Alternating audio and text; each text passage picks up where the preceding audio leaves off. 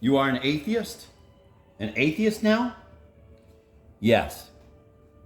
And then? Exactly the same as then. I wasn't asking your respect for myself when I began this conversation. With your intelligence, you should have understood that, Shatov muttered indignantly. I didn't get up at your first word, didn't close the conversation, didn't walk out on you, but have sat here all the while humbly answering your questions and shouts, which means that my respect for you is still intact.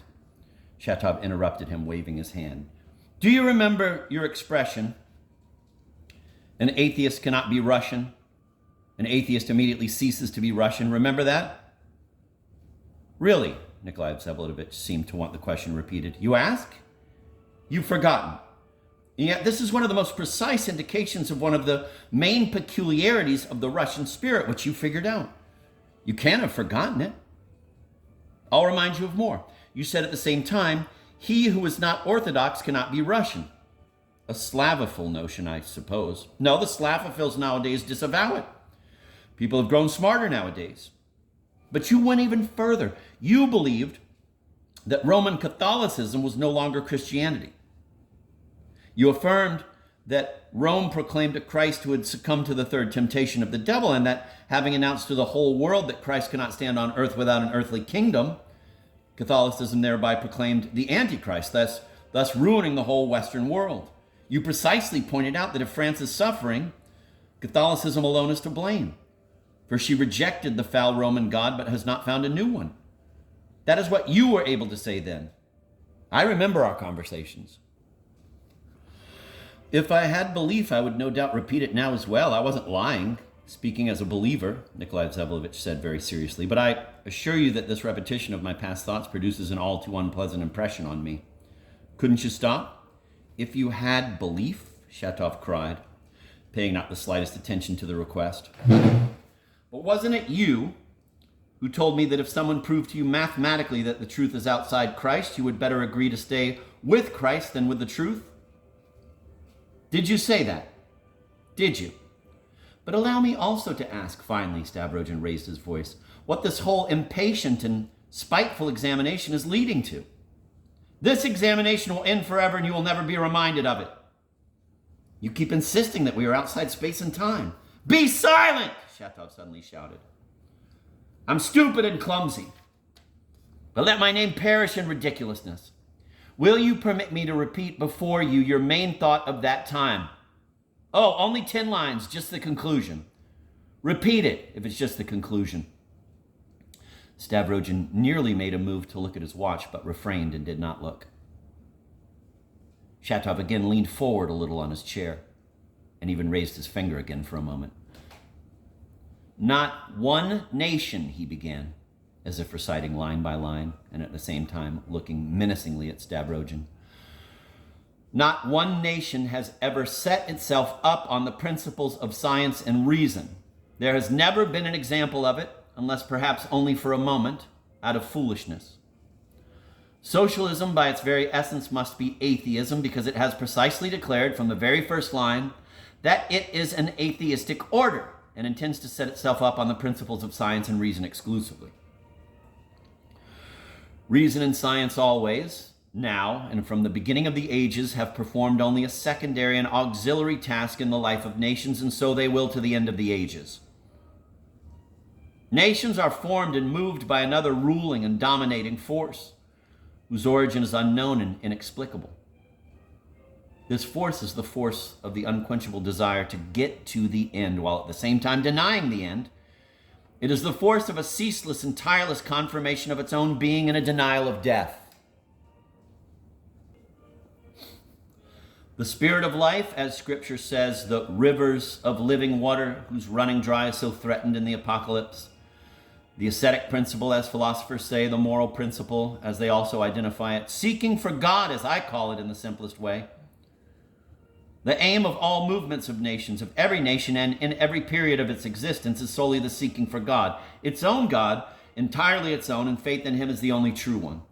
God is the synthetic person of the whole nation, taken from its beginning and to its end. It has never yet happened that all or many nations have had one common God, but each has always had a separate one. It is a sign of a nation's extinction when there begin to be gods in common. When there are gods in common, they die along with the belief in them and with the nations themselves. The stronger the nation, the more particular its God. There has never yet been a nation without God. There has never yet been a nation without a religion, that is, without an idea of evil and good. Every nation has its own idea of evil and good and its own evil and good. When many nations start having common ideas of evil and good, then the nations die out and the very distinction between evil and good begins to fade and disappear. Reason has never been able to define evil and good, or even to separate evil from good, if only approximately. On the contrary, it has always confused them shamefully and pitifully, and science has offered the solution of the fist.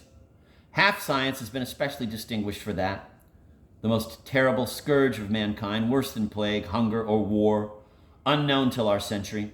Half science is a despot such as has never been seen before, a despot with its own priests and slaves, a despot before whom everything is bowed down with a love and superstition unthinkable till now, before whom even science itself trembles and whom it shamefully caters to. These are all your words, Stavrogen, all except the words about half science. Those are mine, because I myself am only half science, and therefore I especially hate it. As for your thoughts and even your very words, I haven't changed anything. Not a word. I wouldn't say you haven't, Stavrogen remarked cautiously. You took it ardently and have altered it ardently without noticing it. The fact alone that you reduce God to a mere attribute of nationality. He suddenly began to observe Shatov with increased and particular attention, not so much his words as the man himself. I reduce God to an attribute of nationality, Shatov cried. On the contrary, I raise the nation up to God. Has it ever been otherwise? The nation is the body of God. Any nation is a nation only as long as it has its own particular God and rules out all other gods in the world with no conciliation, as long as it believes that through its God, it will be victorious and will drive all other gods from the world. Thus all have believed from the beginning of time, all great nations at least, all that were marked out to any extent, all that have stood at the head of mankind. There is no going against the fact. The Jews lived only to wait for the true God and left the true God to the world.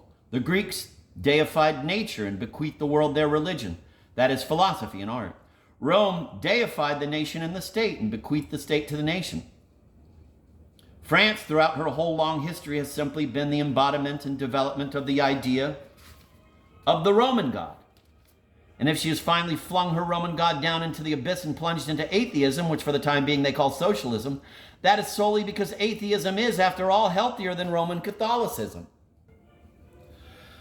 If it does not believe, if a great nation does not believe that the truth is in it alone, precisely in it alone, and that exclusively, if it does not believe that it alone is able and called to resurrect and save everyone with its truth, then it at once ceases to be a great nation and at once turns into ethnographic material and not a great nation. A truly great nation can never be reconciled with a secondary role in mankind or even with a primary, but inevitably and exclusively with the first.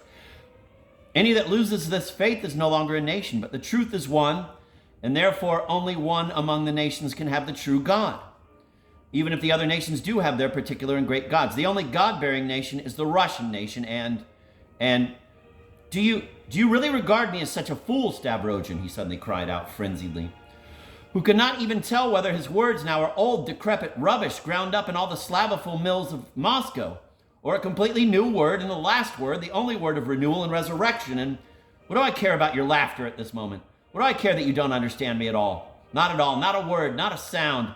Oh, how I despise your proud laughter and look at this moment.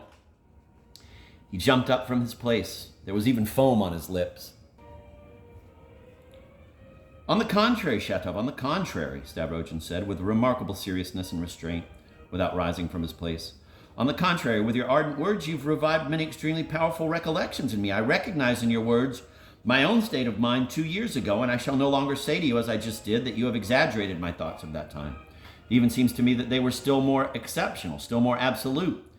And I assure you for the third time that I would wish very much to confirm everything you've said, even to a word, but you need a hair.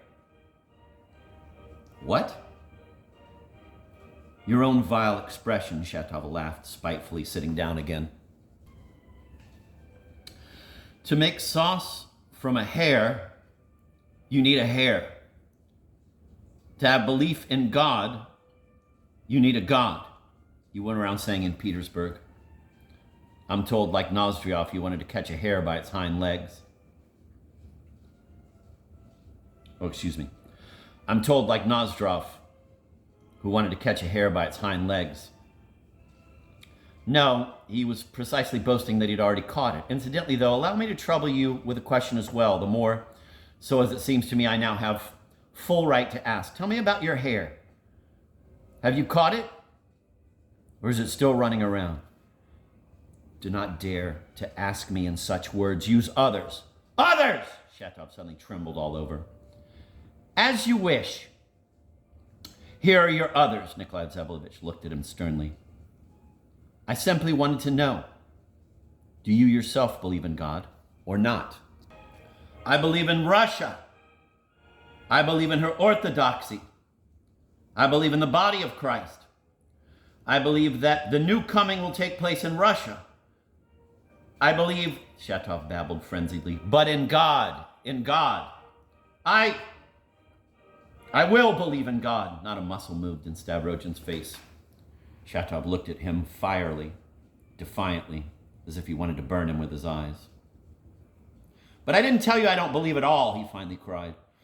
I'm only letting you know that I am a wretched, boring book and nothing more so far. So far, but perish my name, the point is in you, not me. I'm a man without talent and can only give my blood, nothing more, like any other man without talent. Perish my blood as well. I'm talking about you. I've been waiting here 2 years for you. I've just been dancing naked for you for half an hour. You alone could raise this banner. He did not finish, but leaned his elbows on the table and propped his head in both hands as if in despair. I'll merely note, incidentally, as a strange thing, Stavrogin suddenly interrupted. Why is it that everyone is foisting some banner on me? Peter Verkovensky is also convinced that I could raise their banner, or so at least his words were conveyed to me. He's taken it into his head that I could play the role of Stinka Razin for them, owing to my extraordinary capacity for crime. Also his words. How's that, Shatov asked. Owing to your extraordinary capacity for crime? Precisely. And is it true that you, he grinned spitefully, is it true that in Petersburg you belong to some secret society of bestial sensualists? Is it true that the Marquis de Sade could take lessons from you? Is it true that you lured and corrupted children? Speak! Do not dare to lie, he cried, completely beside himself. Nikolai Stavrogin cannot lie before Shatov, who hit him in the face. Speak everything. And if it's true, I'll kill you at once, right here on the spot. I did speak those words, but it was not I who offended children, said Stavrogin, but only after too long a silence. He turned pale, and his eyes lit up. But you spoke of it, Shatov went on imperiously, not taking his flashing eyes from Stavrogin. Is it true that you insisted you knew no difference in beauty between some brutal, sensual stunt and any great deed, even the sacrifice of life for mankind? Is it true that you found a coincidence of beauty, a sameness of pleasure at both poles? It's impossible to answer like this. I won't answer, muttered Stavrogin, who could very well have gotten up and left, but did not get up and leave. I don't know why evil is bad and good is beautiful either, but I do know why the sense of this distinction is faded and effaced in such gentlemen as the Stavrogins. Shatov, trembling all over, would not let go. Do you know why you married so disgracefully and basely then? Precisely because here the disgrace and senselessness reach the point of genius. Oh, you don't go straying along the verge, you boldly fly down headfirst. You married out of a passion for torture, out of a passion for remorse, out of moral sensuality. It was from nervous strain. The challenge to common sense was too enticing. Stavrogin and a scrubby, feeble-minded, beggarly, lame girl. When you bit the governor's ear, did you feel the sensuality of it? Did you? Idle, loafing young squire, did you feel it? You're a psychologist, Stavrogin was turning paler and paler, though you are partly mistaken about the reasons for my marriage. And who, incidentally, could have given you all this information? He forced himself to grin. Could it be Kirillov? But he had no part in it. You're turning pale. What do you want, anyway? Nikolai Zabelovich finally raised his voice. I've sat for half an hour under your lash. You could at least politely let me go, if you indeed have no reasonable purpose in acting this way with me. Reasonable purpose?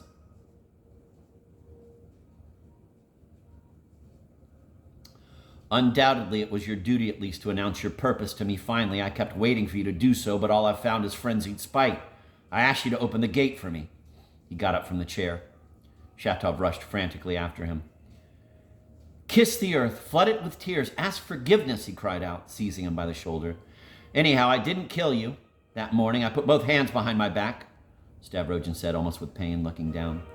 Say it all, say it all. You came to warn me about the danger. You allowed me to speak. You want to announce your marriage publicly tomorrow. Can't I see by your face that you're at grips with some awesome new thought? Stavrogin, why am I condemned to believe in you unto ages of ages? Would I be able to talk like this with anyone else? I have chastity. Yet I wasn't afraid of my nakedness, for I was speaking with Stavrogin. I wasn't afraid to caricature a great thought by my touch, for Stavrogin was listening to me. Won't I kiss your footprints when you're gone? I cannot tear you out of my heart, Nikolai Stavrogin. I'm sorry I cannot love you, Shatov, Nikolai Vsevolodovich said coldly. I know you cannot. I know you're not lying. Listen, I can set everything right. I'll get you that hair. Stavrogin was silent.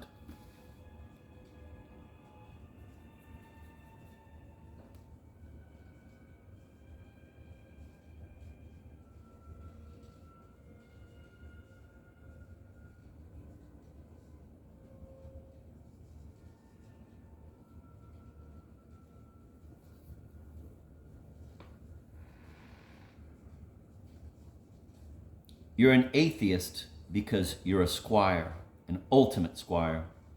You've lost the distinction between evil and good because you've ceased to recognize your own nation. A new generation is coming, straight from the nation's heart. And you won't recognize it. Neither will the Verkhovenskys, son or father. Nor will I, for I, too, am a squire. I, the son of your serf and lackey Pashka. Listen. Acquire God by labor. The whole essence is there, or else you'll disappear like vile mildew. Do it by labor.